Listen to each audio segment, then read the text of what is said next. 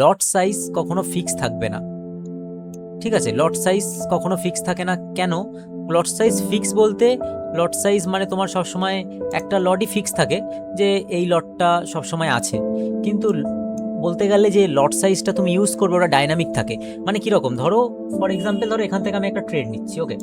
ধরো এখান থেকে আমি শর্ট করছি, একটা ট্রেড নিয়েছি, আমার ধরো স্টপ লস এখানে আছে, আমি ধরো এন্ট্রি করলাম এখানে, ধরো আমি ধরো হাইট শর্ট টাইম ফ্রেমে যাই তাহলে আরো ভালো বুঝতে পারবে। ধরো এটা একটা ট্রেড, ওকে? ফর এক্সাম্পল ধরো এখানে আমি একটা ট্রেড নিলাম, ওকে? বা ধরো এখানটাই বোঝাই আর একটু ক্লিয়ার করে, ধরো এখান থেকে ধরো আমি লং করেছি এখান থেকে, ওকে? আর ধরো স্টপ লস আমার এখানে আছে। তো যদি আমি এখানে এন্ট্রি নিই, আমার লট সাইজ ধরো 0.02 আছে, আমার স্টপ লস এখানে তাহলে কত দেখাবে?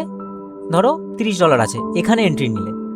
এবার ধরো তুমি 0.03 নিচ্ছ, সরি 0.02 তো বলেছি, তাহলে 0.02ই তুমি বারবার নিচ্ছ, কিন্তু কোনো সময় যদি তুমি এখানে নিয়ে নাও ট্রেডটা এই ক্যান্ডেলের ক্লোজিংয়ে, তাহলে তোমার স্টপ লস কি $30 হবে? অবভিয়াসলি না, কারণ এখানে এন্ট্রিটা হয়েছে বলে তোমার এখানে যে স্পেসটা আছে, ধরো এক সেকেন্ড, ধরো তোমার এখানে যে স্পেসটা আছে, যে জায়গাটা এখান থেকে এতটা এর মধ্যে যে ডিস্টেন্সটা আছে, এটা এখন বেশি আছে, তাই না?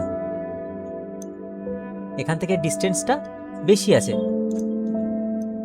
তাই জন্যে স্টপ লসটা বেশি আছে।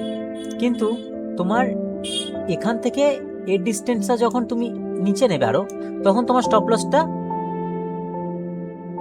এখান থেকে এখানে ডিস্টেন্স নিলে তোমার সেম লটে স্টপ লস কিন্তু কম হবে। কিন্তু এখান থেকে যদি তুমি নাও ট্রেডটা আর স্টপ লস যদি নিচে দাও এতটা ডিস্টেন্সে থাকে, তাহলে তোমার কি হবে? তোমার লট সবসময় ফিক্স আছে কিন্তু স্টপ লসটা ফিক্স থাকবে না। আর আমাদের লট সাইজ ফিক্স করার নিয়ে ম্যাটার না, আমাদের সবসময় ম্যাটার থাকবে রিস্ক ফিক্স নিয়ে।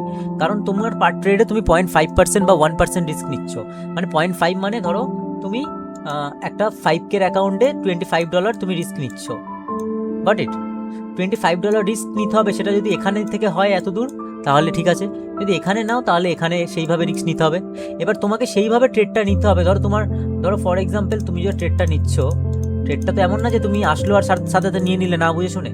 তুমি ধরো ট্রেডটা নিয়েছো, ধরো এখানে তুমি ট্রেডটা নিয়েছো, তোমার এন্ট্রিটা ঠিক এমনই হতে হবে প্রিসিয়াস, মানে এমন একটা জায়গায় তোমাকে এন্ট্রিটা হতে হবে যাতে তোমার স্টপ লস মোটামুটি এরকম ডিস্টেন্সে থাকে, মানে ধরো একটা ব্রিদিং স্পেস থাকে যাতে মানে ট্রেডটা যেন রিভার্স না আসে, বা একটা কনফার্মেশনের পর তোমার স্টপ লস, মানে এই ক্যান্ডেলটা হওয়ার পর তুমি ট্রেড নেবে, দেন এখান থেকে তুমি টার্গেট করবে তোমার স্টপ লস অনুযায়ী, তোমার 1:2 1:3। বুঝতে পারলাম? তো লট সাইজ কখনো ফিক্স থাকবে না, সবসময় লিমিট অর্ডার দিয়ে আগে দেখে নেবে যে তোমার স্টপ লস কত হয়। মানে একটা লিমিট অর্ডার দেবে না যখন তুমি কোনো জায়গায় প্রাইস, লিমিট অর্ডার মানে কি, যে একটা জায়গায় প্রাইস ফিক্স থাকে, তারপরে তুমি স্টপ লস নিচে করে ওপরে করে দেখে নিতে পারবে, ওটা দেখার পর দেন এন্ট্রি তোমার করতে হবে। মানে যেহেতু তোমার রিস্ক ফ্রি, রিস্কটা যে তুমি নিচ্ছ ওটা তোমার একটা ক্যালকুলেশনের মধ্যে আছে না। বুঝতে পারলাম? হ্যাঁ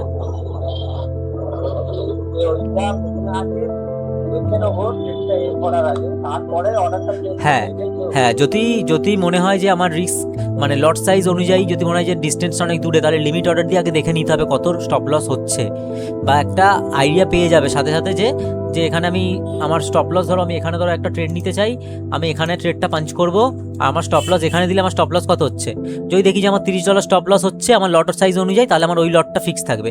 যদি দেখি যে আবার $10 হচ্ছে, তাহলে এক লট বাড়িয়ে নেবো, 2 থেকে 0.2 থেকে 0.2 থেকে 0.3 হয়ে গেল।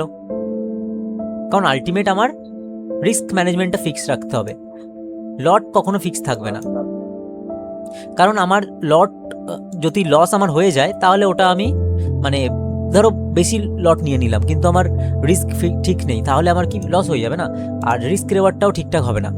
আর সবসময় ফিক্স রিস্ক রাখতে হবে, একটা টাইমের পর তুমি রিস্ক মানে বেশি বা কম করতে পারবে, কিন্তু তোমাকে ফার্স্টে কি করতে হবে, জিনিসটাকে ফিক্স রাখতে হবে একটা মানে কমপ্লিটের জন্য জিনিসগুলো, ঠিক আছে?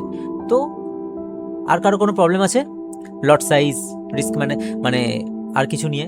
কারণ আমরা এবারে আমাদের স্ট্র্যাটেজিটা ইমপ্লিমেন্ট করব, আর জিনিসগুলো যে কি কি জিনিসগুলো আমরা আছে এর মধ্যে যেগুলো আমরা মানে খুব ইম্পর্টেন্ট, মানে একটু অ্যাডভান্স লেভেলে হবে, সেইগুলো একটু করব।